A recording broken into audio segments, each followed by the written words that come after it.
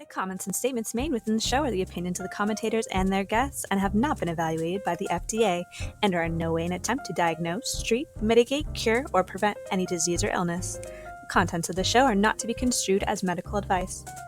If you have a health condition or health concern, please contact a licensed qualified healthcare practitioner. Welcome everyone to Herbal Answers with Nan, where we explore the fascinating intersection of traditional wisdom and modern healing practices. I'm your host, Nan, and I'm thrilled to guide you through another enriching conversation about holistic wellness. In today's episode, which is episode 51, I'm actually really honored. We have a very special guest. We're going to be venturing into the intriguing world of hypnotherapy. And I'm delighted to welcome an extraordinary guest whose diverse expertise spans multiple disciplines of science and healing. Pascale is a biophysicist by trade with a PhD in immunochemistry and molecular biology. Impressive, right?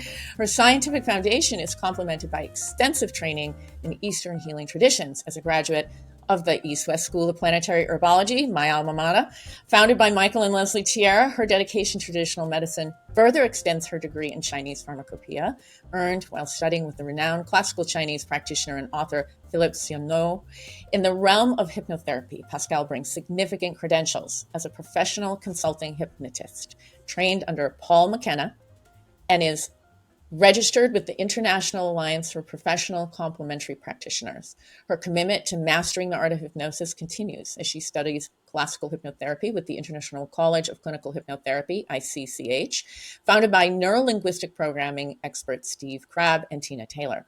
Pascale has asked me to clarify that she is not an MD nor a psychotherapist, but today she will be sharing her insights on Ericksonian hypnotherapy techniques, exploring how this particular approach fits within her practice as a transformational coach and healer. Her unique methodology weaves together scientific precision, ancient healing wisdom, and modern hypnotic techniques into what many clients describe as a unique blend of sparkle and magic at the core of her holistic platform. So, everybody, let's dive into this very fascinating conversation about the power of the mind-body connection and discover how hypnotherapy might complement our herbal wellness journey. Pascale, thank you so much for joining me today. I'm eager to learn more about your work and how Ericksonian hypnotherapy can enhance our approach to holistic health. I do think that we need a little basic definition of what hypnotherapy is. So take it away. Yes. So I was looking for an old-fashioned watch, the one that you go from right to left, or if you imagine in the movie with Mowgli and the snake, and then it's a trust in me, and he's hypnotizing Mowgli, trying to eat him up. So these are ways sometimes we imagine what hypnosis and hypnotherapy is, and of course, it's not. I'm glad to announce that it's not. Hypnotherapy and tools are used to basically speed up a process that you have already initiated in you, and you find it hard. So a change, a transformative or change work you would like to do, but you find it a little hard to achieve. So these techniques can help you speed that up. You cannot force a change. Everything is so deep ingrained. Your core beliefs play an immense role in your behavior. So if I would like to change you, I wouldn't be able to. You wouldn't let me do that. Right. That's the core of this. And that's why it's so hard sometimes when somebody comes to you and say, I would like to change this. I would like to eat less or eat more healthier food. This is a wish, but then there's a behavior behind, and there's a structure behind that is preventing us usually to operate on that. Yes. So that's what hypnotherapy is, to unfold those processes. And something about hypnosis is, when I mentioned the watch or the eyes, imagine the eyes swirling around. Yes. So it's the trance Right. process. So the trance process, it's fascinating. Everybody is in trance during the day. Everyone. When you watch Netflix, Oh, You're in trance. yes, I see Um, that. your attention is totally focused on the movie, and you forget the rest. And that's the point. That's the idea of being putting yourself in a trance. So you dissociate a bit from whatever is hurting you or not pleasant, and you go towards something that you really enjoy. So I have a question about trance, because some Yes, people might be really afraid of that. And you did say that we go into trance all the time, but we just have never labeled it. So yes. is this a natural state of being for humans? Yes, it is. Yeah. So I'm not going to go into the physiology or the neurology, but you all aware of the when you sleep, you have five stages, right? And the brain, they are the brain functions with different vibrations, so delta waves, theta waves, and so forth. When you're awake, you are in a certain state with the brain waves, Yes. and when you, for example, you drive somewhere. You're driving to a place, a familiar place, and at the same time, you're thinking of your grocery shopping. Does it make you a reckless driver? I don't think so. Most of the time, not, because you have automated this part of your journey. And if you have a manual stick, you're not thinking, oh, I'm going to use the clutch now because I don't want the car to stall. You're not doing that. It's all integrated. You've practiced and you trained yourself. You conditioned yourself, like Uh, almost like Pavlov and the yes. the bell. You've conditioned yourself with a certain trigger. You enter the car, you put your seatbelt, and you're doing this. It's a form of a trance in a way, and it's a state. It's a mind. It's a state of mind, and there's different levels, like sleep. So you would be able to go into a light trance when somebody tells you a story. I love my community, and I'm going to a lovely farm, and every month we have storytelling. Storytelling, what is it if it's not hypnosis? You go, you listen to this. I'm listening to this gorgeous guy, Frizz Farm, it's called, Maine, beautiful. And I'm listening to this wonderful man, and he's talking, he's sharing a story. It's adventurous, it's funny, and it's we are in trance. We're listening, we're floating, we're imagining what's happening, we're following the characters, we're going, oh, when the character is in danger, and we're going, ah, when there's a kiss or something sweet, and so forth. So this is a trance, if you would say. Um, So there's um, nothing to be afraid of. This is I natural. Yeah. it's a natural way, so we pushing it a little further. So we Ah, use that tool, and we yeah. can monitor the level of trance that you can go into, and often, and this is maybe a segue to Ericksonian hypnotherapy. Yes. This is a very free and open and not directive way of going into trance. So Ericksonian hypnotherapists would say, and I would like your unconscious to choose the level of trance that it sees fit for this exercise. Yeah. So you're giving the unconscious mind um, a, a way, a direction to choose for itself where it wants to go. And you always say, at any time during the trance, you'll be able to wake up, open your eyes, and function. Remember when you were into trance and your dogs barked and Yeah. you sprang. And then Yeah. I had forgotten to tell you that, to say, oh, when you wake up, you'll be fully functional. And you say for a while, your legs were like, oh, I'm a little like in a Little different jelly. place. Yeah, a little Right. jelly. So Exactly. so this is something to work on. It's called a bailout. So you always tell the person when you put them into trance that there's a way that if at any time during the trance something happens, they will be fully awake and open their eyes and fully functional. Yeah. Uh, It's interesting because, working with you in this manner, um, I always feel like, yeah, so you say put you into trance, but it's almost like there's an agreement between you and I that I'm going to go into trance with you. Like you're going to assist me, but it's my decision to go there. I never feel like it's forced on me. And I think that's really important too for our listeners to understand that there's an agreement to shift your consciousness. And you say, I want to shift my consciousness because I want to get at some things and I want to start to change some underlying beliefs, something that's yeah, in there. And so it's wonderful because it's like you're saying, okay, I'm going to help. And then I'm saying, yes, I want you to help me go into this place. And then, yeah. I mean, there's so much, I think working with you, there's so much permission, right? There's lots of permissions, and it just feels really safe. And it's really an incredible space to be in. Yeah. Thank you. So I wouldn't have been able to put it so elegantly. You said it all. And it's not, I mean, it's not necessarily, so it's not me. You've described Ericksonian. So I'm very much infused with that technique. It feels it. Um, Yeah. and I apply it faithfully. And it's the only way I know, by the way, but I've never learned the other way. When I read a script about old fashioned, very directive induction, when people say sleep or you do this or you stop eating this thing, and it's very directive, and people, even though they could be in a trance, um, they would still be like wary of, I don't want that, and they will resist, and it won't be a good experience. So I've only learned the soft way, which is much more powerful. Yes.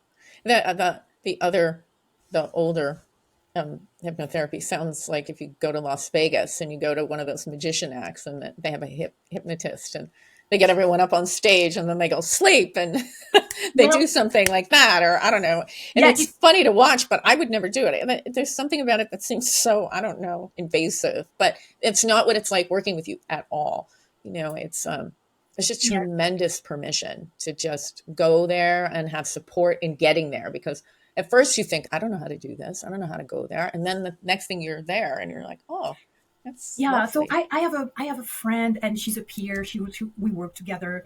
We practice on each other because it's a continuous learning field. You always want to learn more and practice more. And the more you do that, the better you get. So she has this lovely metaphor about working with a client. She says, okay, so where do you want to go? Okay, from Boston to Las Vegas. Okay, you want to go there. So you need to take care of your car. You need to fuel your car. You need to make sure you eat properly. So you do the travel. So basically, you gave them, and then you gave them the map, so the GPS. So you are the GPS, because they need to maintain the car. They need to put fuel in it. They need to maintain that. And the desire, the will, the drive to get towards their goal is essential. Yes. If you're wishy-washy about something, it's a good thing to lose weight. And I'm just using that as an example because 90% of us have a relationship with food that is not super healthy, one way or another. So a lot of people come to me for that. Mm-hmm. You may be able to say, I really want to stop eating sugar, or I really want to do that. And then you realize that this behavior is protective. So that's what I mean by using a GPS, because you may have to travel not a direct line from Boston to Las Vegas. You may have to go up north to Chicago, and you may have to do a little bit of a detour to get to that point. So we make sure stop eating sugar will serve you 100%. So you will stop having the bad habit, and at the same time you will have figure out a way to not use sugar to protect yourself or for another purpose. So there will be a deeper understanding of the trip that you want to make. Right. And you still have to take care. So I'm just the GPS. I'm guiding you, telling me, where you want to go. And from there, I guide you and I ask you questions. So we choose the path. And if along the way you decide, okay, I don't want to go with a car, I want to go with a bicycle, it will go slower and it's fine. I'm just, right. And then you say, oh, I'm taking a plane because I don't have time to lose. I have this degenerative disease, or I'm in so much pain. I'm not going to dibby dabble. I'm just going to do it like right now. Give me the tools, lady. Give me the tools. And that's self-hypnosis, by the way. I'm always teaching a part of self-hypnosis so people can use the trance state themselves to reduce anxiety, which we all need, don't we? Everyone needs that. Yeah. So you're in a session and then you give tools almost like, here, you can do this at home too. Yes. Yeah. I think that's beautiful because, with anything, part of our old patterns are just, nobody knows what a record is today, but records have grooves in them, right? These deep grooves.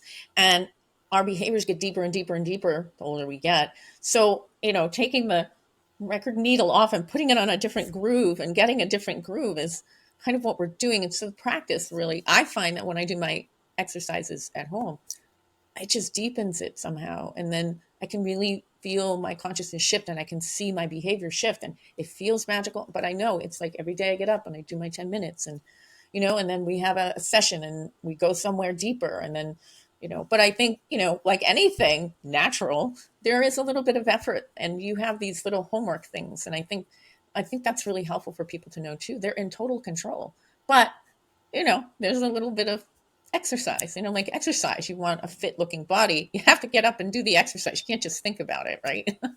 Well, thinking about it is the first step. Exactly. So you have to look at, where is Las Vegas? How does it look like? Do I want to go there? So you have to have an image of Las Vegas. It has Right. to be, so you have to imagine it. You imagine the pleasure, the lights, if that is what you want, and you just see yourself there. So it's the same for weight loss. For example, you imagine yourself slim, and what is it bringing you? And then you imagine the person you are, and then Right. you make it bigger, and then you feel what they feel. You see through their eyes and hear what they hear, and just like, oh yes, yes, yes, yes, yes, because you give your mind. And the groove, I love the groove. I was about to tell you about driving a car, because I think the car metaphor, you got it, with mud, and then we're just like in the same like track. Yeah. It's in the same track, and then if we go like that, we come back to our tracks. It's easy. Yes. It's easy. So I love that you use that metaphor, and yes, some exercise and some even writing a journal. Yeah. I'm seeing a magnificent, like an unbelievable unfolding. People come back and say, oh, I'm realizing that I have this kind of thought. Oh, this is my way. I want to tell you something about that. Yes. So there is something important. So body follows mind. Right. Yes. And when your mind is set up for something, so the groove, you're going to that. Food is easy. Life is difficult. Food is easy. Yes. And food is not the answer, but you go to the Exactly. easy, just the way it is. So body, soul, mind. And Jill Bolte Taylor, and for those who know her work about brain, she's a neuroscientist who had a stroke and mapped the entire brain. And I often use her map Yes. as a tool to work for the unconscious, about the mind. I never really talked about the unconscious, but the unconscious is obviously something that you're not conscious of. Yeah. And Hence unconscious. and it's driving the car most of the time. Exactly. And it's amazing. It shouldn't be driving the car most of the time, right? I mean, sometimes it's I don't helpful, you don't need to think of the crunch, but so you have that. So, and then Jill Bolte Taylor would say something about, oh, maybe I lost what I wanted to say about that. I'm lost in the convolution. So I said, it will come back later. Oh, you were talking about she mapped the brain and that there are these, these sections of the brain. And this was like a really important piece of getting at the unconscious brain. Yes, and then she worked about getting to a full brain. So when you work with a full brain, you tap, and that's also very Ericksonian. Yes. You tap into this, because Erickson thought, so he was a psychologist, psychotherapist. He was an MD. He was an MD, and he was born in 1900, and he was he was. Everything is based on your mind. Your unconscious knows the way. It knows the best way possible for you. So you tap into these immense resources. You have a full deck of cards. It's just like you don't really know how to access it. Yes. And Jill Bolte Taylor, with a full brain living or whole brain living concept, or it's a concept model. It's a model. She really embraces the Ericksonian view of working with a full whole brain to access, to tap into this amazing capacity, and that's what we're doing when we do a session. We tap into. So I'm not going to tell you what to do. Right. I'm going to show you. You are going to tell me where you want to go.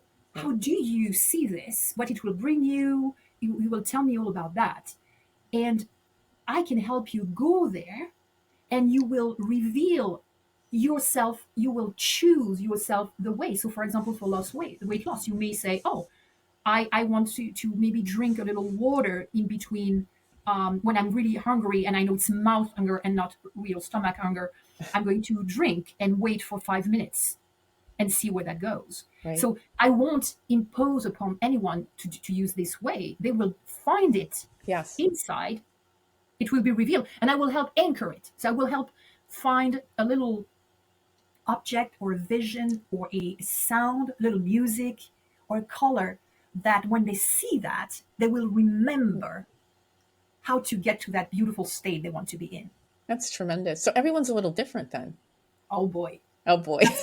That's the beauty. And that's why Erickson was so magical, because he was able to he was a natural.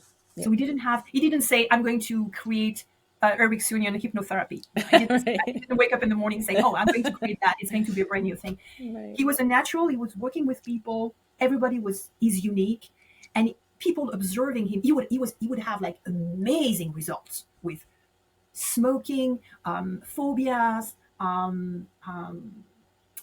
unwanted behaviors, anxiety, phobia. I mentioned it already. So nail biting, anything you can imagine. Even addictions, like drug addictions. He would have coffee addiction. Or coffee addiction. He would have such a great result that people would say, how do you do that? So he didn't know how to explain. It's like when you do violin and you have people do the vibrato. They don't. Some people don't even know how to teach you how to do it. If you don't have it naturally, it doesn't come. Right. And it's hard to teach. So he didn't know how to teach his vibrato. He didn't know how to treat his method. So people started to study it. And it became the neuro-linguistic programming, NLP program, where they deconvoluted his amazing work so people could use the technique. So and they linked it to the physiology, the neurology. So it's very scientific in many ways. And it's also a little holistic, and which doesn't mean it's not scientific, a little more spiritual in a way, tapping into the whole brain. The whole brain has it all. And so when they constructed something, they codified what Erickson was doing. Yeah. And this is what I'm learning. I'm learning like a big platform made of NLP, hypnotherapy, behavioral therapies, and all this. And this is what you're sharing too. I mean, I don't think we ever stop learning, and that's the beauty of being in holistic health, is that it's just endless, right? But Pascale, it's just such it is such a remarkable experience for any of my listeners out there who are wondering, geez, should I try this? I've never, I always thought hypnotism was, losing control of myself, or, a bit of a parlor trick or something like that. But it is not. It is a remarkable entree into your dug in behaviors, and it's very empowering to be able to watch yourself work with yourself and work with someone who's helping guide you to shift the behaviors you so desperately wanted to shift, and feel like you keep coming up against this brick wall and you can't. It's like, why do I keep doing this? I should know better, or I don't understand why I do this. Why do I do this? And just getting to that place. And it's so lovely to to be so relaxed, right? So my experience of traditional therapy it's excruciating. I think I did 15 years of it, and starting in my 20s, and it just was painful experience. And working with you, doing hypnotherapy with you is not painful at all. It's incredibly relaxing. You come away and you feel like you're floating. I feel like I'm floating on a cloud. And yet every day I do my little exercise and I watch my behaviors shift, and it's very empowering, and it's an incredible gift. And to thank you, and to correlate or to elaborate a little bit on that. I heard you saying, why are we doing that? So we're asking that. And when we go to psychotherapy, I'm not saying it's wrong to go again. Me either. It helped. It has its place. Yes. When often people go to the why. And when we go to the why, we go into a story and we say, when I was this age, this happened, and this and this. And then you tell the story and you repeat the story and you hypnotize yourself with the same story and the same problem. I know. and you try to hypnotize your therapist by the same time at the same time. And so that's why Ericksonian hypnotherapy doesn't focus on the why. Doesn't mean it doesn't address the why. It Exactly. doesn't focus on the why. It Right. focuses on the how. So Right. how do you do? Oh yeah, I found what I wanted to say last, the previous. It's about uh, Jill Bolte Taylor. I got the thread. Jill Bolte Taylor says that we are feeling animals who think, right? We Yes. are feeling animals who think, because we first start with the hippocampus in the back, Right. hippocampus lobes over there. Yes. That's our primitive. We start Primitive with, brain. Yes. yeah, we start with feeling, and then we give it a meaning. And that's where the problem starts. Oh dear. And that's where how people sometimes confronted to the same event. Some people will find it maybe distressful and not pleasant, but that's it. And people Yes. will find it a trauma, and then we'd be Yes. totally traumatized and got Traumatized PTSD. over and over and over again, just from Exactly. remembering it. Yes. So we are feeling animals who think. And then before I said, body follows mind. So Right. when and that's exactly that. So if you look at all the little pieces, you realize I'm helping you figure out when you're in front of your fridge, and I'm going to food again because we all have this. We all do. I'm Could not be picking on it, cigarettes for some people. It could be, yeah. but food is Yeah. like Food. 90%. There's Right. little sugar All in of between us. Right. Exactly. chocolate or coffee or anything. Right. Food. So we're in front of the fridge. We have, if we don't analyze it, we just go and grab whatever food we need at the moment to just, because it's so good. Life is hard. Food is good. So easy. If you pause a minute, and with the exercise I give you, with the process we're going through, again, tapping into your unconscious, Right. and helping the unconscious having a ha-ha moment, saying, am I doing this? So you're in front of your fridge, and and then you real instead of grabbing, you think, oh, what's the feeling behind? And it could be, oh, I'm so afraid of not having enough food. I'm not hungry, but I'm so afraid of not having enough food for this purpose. So I'm going for a run and I really need this food. And it may be very valid. You go from the feeling and you analyze it. So the feeling is like, oh, unease or something. And then you give it a meaning. Oh, okay. And then you work on that. And that's the beauty. You deconvolute, you deconstruct the entire act of the actual reflex. It's a reflex. It is a reflex. You Yeah. know more than a Exactly. couple of dogs. You're drooling, or if I have like a chocolate bar, just the sound of the bar, like the little crispy little like the metal around or something like, will just make me. Oh, I want chocolate. It's just like the trigger, and then I would have a reflex, and then I would want to eat it. Right. So Right. we're working on all that, and we're working on the how How instead versus of the the why. why. And when Right. you ask people how, they're just like, "Oh, what do you mean how?" Well, and then they experience it and they realize, oh, how? Yeah. It's tremendous. Do you have anything else that you want to say to our listeners? Just introducing them to hypnotherapy, just, what is it, what is it like, coming in to see you or being with you? I mean, you do this long distance, but you can also in person, but what is it like? You talk a little So bit and yeah, then, we yeah, talk. I like to have an introduction, like I chat with you for 15 minutes to make sure um, I will be able to help you. yes, There might be, and usually you help me because you send me, when you send me your people, it's like a referral, and we know each other enough, so we know what's best for our clients, and yes, we synchronize our efforts towards that. yes, And I know you're sending me people who I will be able to help. yes, It may be that somebody reached out to me and I have no clue what they want, or they may say, I have insomnia, and then I realize, when I introduce them casually, that they have PTSD, yes, and it streams. So these they are things that I would refer out to my yes, mentors, my teachers, um, and I'm really responsible this way. yes, And this is a powerful tool, yes, and I don't want to make any mistake. I want to stay in the realm of what I know works. yes, And so that would be that. I would talk to you, figure out that we can do this together, and then we will set up.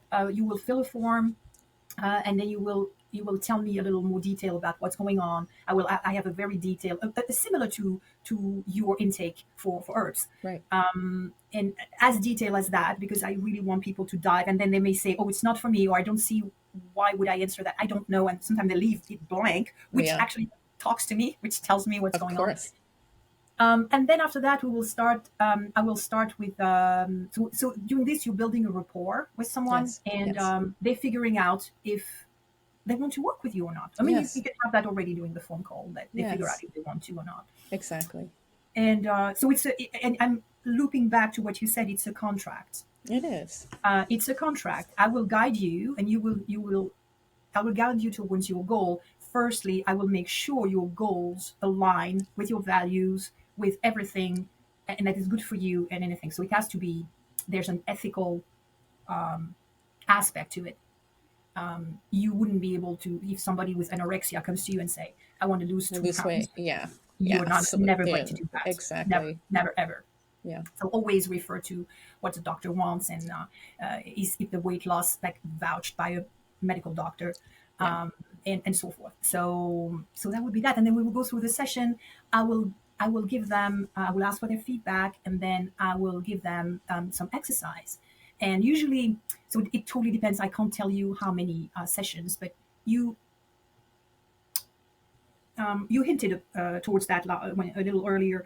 It's about several sessions. So you need a couple. You need to get off the groove. So the groove is so easy to go Yes. to. It's So so be, easy to get back it's into easy that. to go Yeah. back, and you Yeah. want to pull away from the groove. And the mind is stubborn.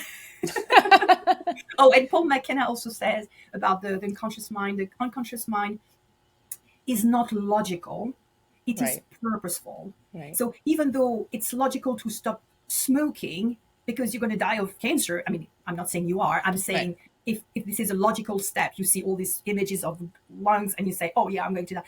It's the unconscious mind is not like that. It's not going to say I'm going to die if I do that. It's going to say what's the purpose of it? What does it bring me? Right. So then I'll talk to your unconscious. Give you exercise, maybe a little exchange. I like to have a little text, like you do. We do Yes. similar things, just like Yes. checking, making Checking sure in, everything's making all right, sure everyone's let you okay. know. Yeah. Yeah. And then often I advise that they come back like the next week or 2 weeks after, because once you start to deconstruct, and like it's the brain, it's the neurons are connected, and you sort of like pull them away and building new connections. Yes. And it's like when you do this Yes. and then you do that, it's Yes. different, right? It's Because totally different. The we have difference we between have a this and that. favorite we have a Right. favorite way, and Right. so when we do that, it's just like, oh, Yeah. it's the same way. So I'm installing the and it's not uncomfortable, it's just new, Yeah. and we don't go for it naturally, Right. right? So we need to reinforce it. So I like once a week or once every other week, plus the exercise. And it depends on what they want to do, and Right. sometimes it resolves into 3 sessions what they want to do, and they just want to do something else, or they Right. come back for something And else. they come back for something else. So it's completely personally led. Yeah. It's great.